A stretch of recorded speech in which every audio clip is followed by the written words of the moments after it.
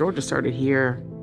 Everything Georgia started here. Georgia flows from here, from the coast. I just think about this wonderful, wonderful wealth, historical wealth, the cultural wealth that's the very unique culture, everything that is so unique and wonderful from the coast flows into the rest of the state in the opposite direction of the rivers. My name is Dionne Hoskins-Brown. I am a research fishery biologist for the National Marine Fisheries Service. That's under the National Oceanic and Atmospheric Administration. And I'm on long-term loan from NOAA to Savannah State University. So here I serve as a graduate professor and I train undergraduate and graduate students in marine sciences and fisheries. I'm a benthic ecologist. It's the word that everybody's familiar with and they don't know what it means. But I study animals that live on the bottom, and specifically I focus on invertebrates. I grew up in Savannah. We moved here when I was 9, and everything I knew since then was really coastal Georgia, marshes and mud and tea-colored salt water. And in our neighborhood, there was a dock that we had access to. We kids would jump off of and go swimming, and my mother would go crabbing and shrimping. And what was phenomenal to me was that you'd look down this water that you couldn't see through. There was always something cool coming up. The whole fascination with these things that live in a saltwater environment that I couldn't see, that had this whole ecology going on, started then. Growing up, always being outside, catching crawdads or something, I knew that I wanted to do something with the outdoor sciences. It's a terrific honor. It's a terrific opportunity. It's a huge responsibility, and I embrace all of that.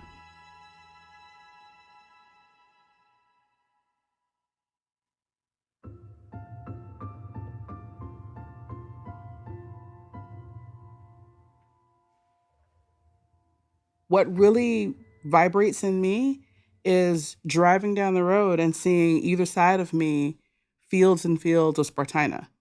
That vibrates in me. Seeing that water and smelling the marsh and seeing what tide it is and watching the crabs go down the bank during low tide, that vibes in me. But I think the parallel is that, yeah, we're here and we value it and we rely upon it.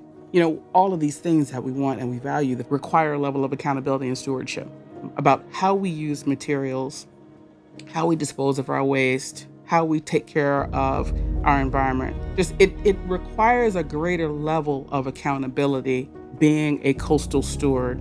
We're in the middle of the Gullah Geechee Cultural Heritage Corridor. What I think is really unfortunate is that we don't recognize environmental stewardship as being a Gullah Geechee value. And I'd like to see that change. There's some stewardship that we see in this community that we're not recognizing. It's not accidental. I think the challenges of sea level rise are important to look at across our state. Well, obviously the nuisance flooding is way new. We didn't have that. We never saw Highway 80 going out to Tybee Island flooding. We never saw that, ever. What we saw were terrapin trying to cross the road in hundreds. When I was a kid, 9, 10 years old, if we weren't swimming at the local pool, we were dip netting for crawdads in the ditches. I haven't seen a crawdad in decades in the places that we used to see them. They're just some things that I don't see anymore.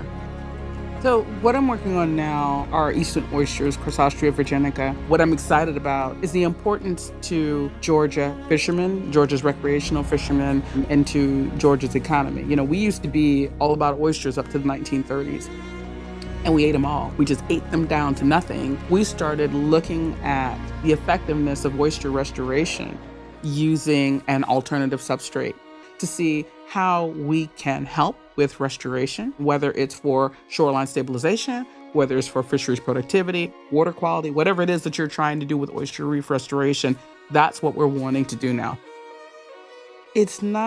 I'm not ashamed to say that I have gone through periods of low motivation because the work has been so hard on different levels of the things that I do. Sometimes it's been hard. And students are so smart now. I'm really motivated by that. They're so smart. These young people who have had the advantage of technology that didn't exist when I was their age It has not made them lazy. For some of them, it has set them on fire.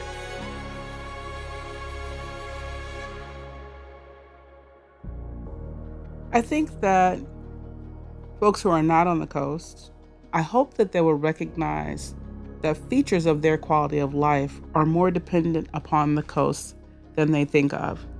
So much of our state economy is driven by how we make decisions and how we manage our resources on the coast. I'm very concerned about us not having the right conversation in the right tone with the right people about how we're looking at our coastal resources.